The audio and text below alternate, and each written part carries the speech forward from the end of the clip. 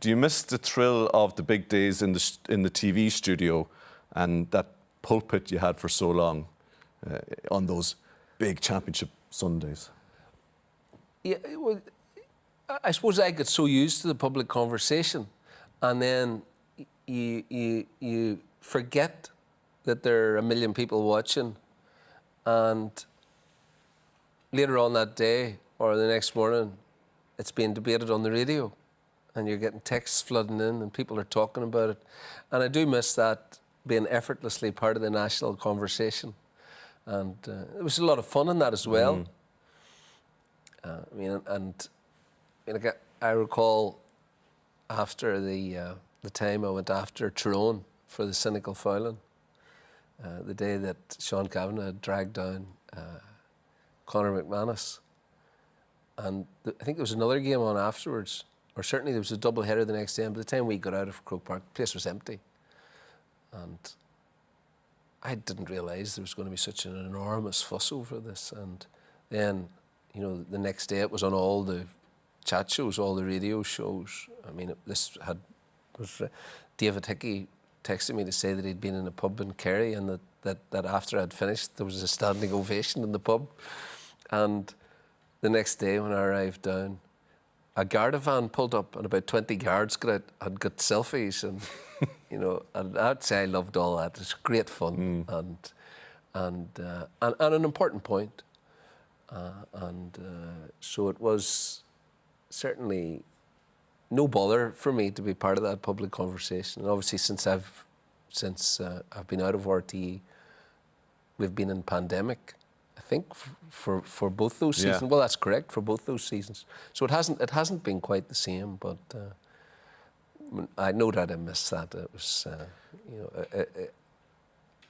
it was something that I rose to, and I felt excitement around from the very first time I was asked. I mean, I was asked when I was just finishing off playing football for Derry, and initially I thought it was just such fun to be on telly, like a child, and I probably never lost that, you know, feeling of excitement coming into the studio and, you know, effortlessly being part of that public conversation, because you didn't have to try to make your point. Your point was made, and it was everywhere. I mean, Paddy Heaney, the journalist, told me that at half-time, the journalists in Croke Park would rush into the TV to see what we were saying on the TV. And, you know, and I was conscious of that and enjoyed it very much. It's funny, the Tyrone one, and they're all preserved in YouTube for posterity there, you know.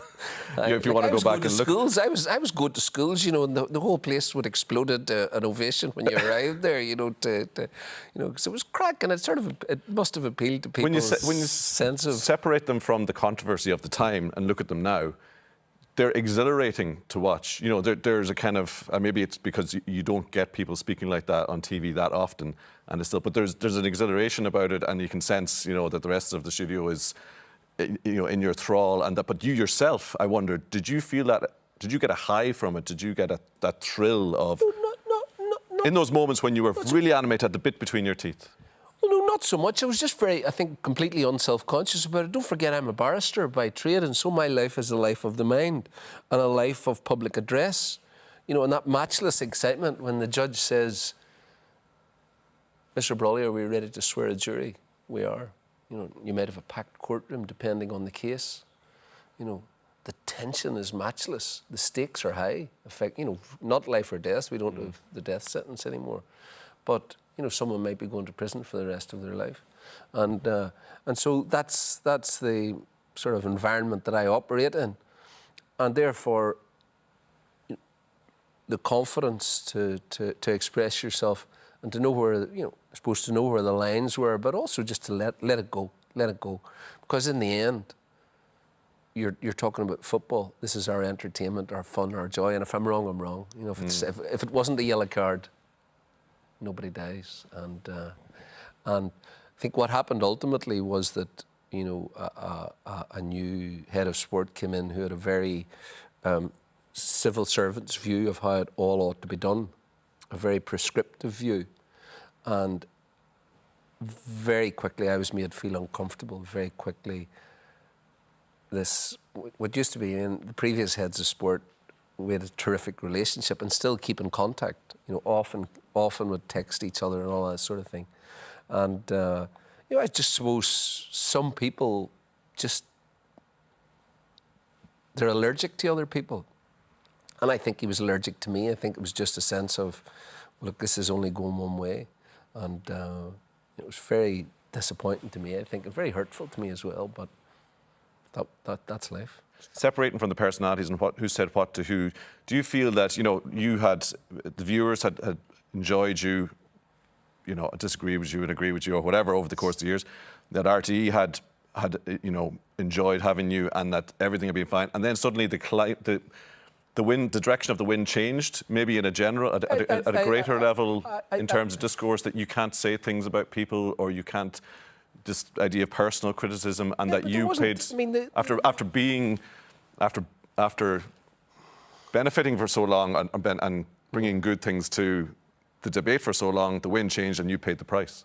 Well, I suppose I learned as I was going along as well. I mean, I made some mistakes. You know, I made a very hurtful comment about Marty Morrissey once, which I've always regretted, and I apologised. Actually, I went to Marty personally and apologised for it. And you know, Marty always says I turned him into a sex symbol with that comment. But you know, it was so that was a very good learning lesson for me. You know, I'd just given the kidney. All of a sudden, I was a national saint. You know, people were saying, oh, "Jeez." And I think probably around about that time I started to get a bit carried away with myself, even though I was thinking, look, don't get carried away with yourself, you know.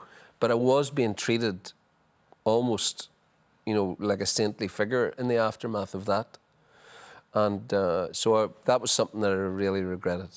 You know, I shouldn't have said it, and it was off the cuff, and it was cruel, and shouldn't have said it, as I said, you know. And I made up with Marty. You know, Marty's a great fella, he's great fun. And anyway, so that's my greatest regret, is turning Marty Morrissey into a sex symbol. But thereafter, I mean, my contributions, I mean, I would never have said anything defamatory because I understood the law well. And I, you know, pitched myself into it. I enjoy the game. I love the game.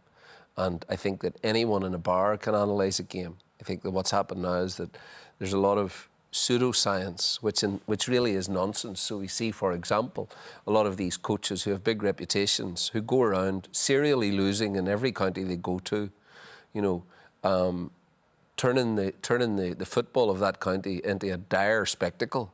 They've serially failed, and yet there's a certain convention out there to treat them with great respect and say, well, you know, this is how we must, you know, approach these things. Play the game formulaically. Talk about the game formulaically. The interesting thing is teams like the Dubs don't do that. Personal responsibility with the Dubs. You know, they thrive, they work on their individual skills. We see how distinctive they are on the field.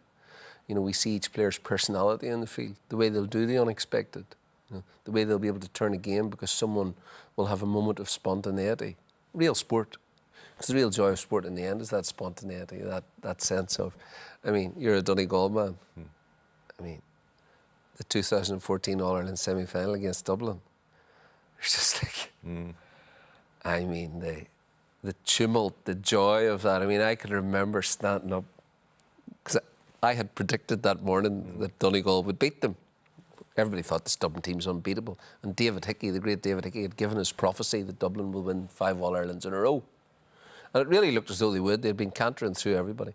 And that day was just one of the great sporting events I've ever been at. And I can remember saying at half-time, you know, the nightmare is upon them. The nightmare is upon them. And you knew that it wasn't going to let up, because that Donegal team with Jim had that messianic quality where, if you know Jim, like if Jim is crossed with you or anything, his eyes are blazing, and he's a big guy.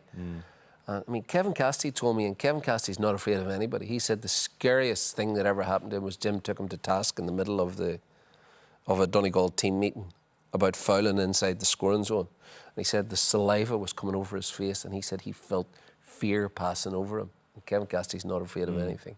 And Jim had that messianic quality that turned that Donegal team into something serious. You knew when you went to see them playing, whether you liked it or not, and particularly whenever they were playing against a team who were trying to play man-to-man football like the Dubs that day, that it could be something very special.